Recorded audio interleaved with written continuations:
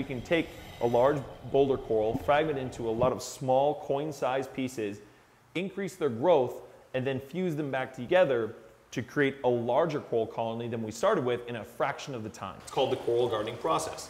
And it's a great, simple, effective way to create a lot of coral from small amounts initially.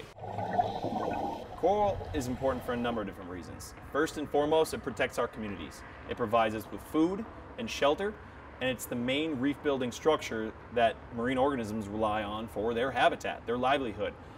You could cut this and put it on a paired thing. Just recently, these events, these natural coral bleaching events, are becoming more and more common, more and more severe, and we just lost over the last couple of years almost 50% of the corals on the Great Barrier Reef, for example, as a result of this worldwide spread of coral bleaching.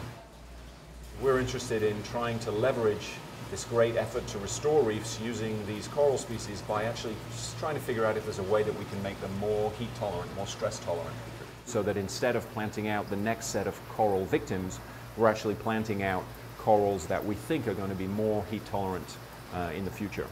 Despite having been really severely bleached just a couple of months ago, they've actually recovered really well, and you can see that they've started to grow new branches.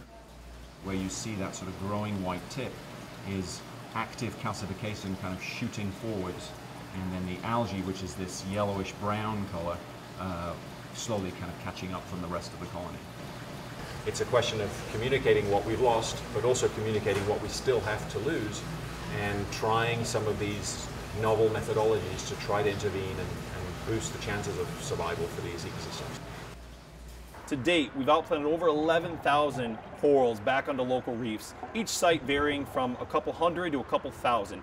We can't rebuild every reef around the globe, so that's why education is the second biggest part of our program and our efforts.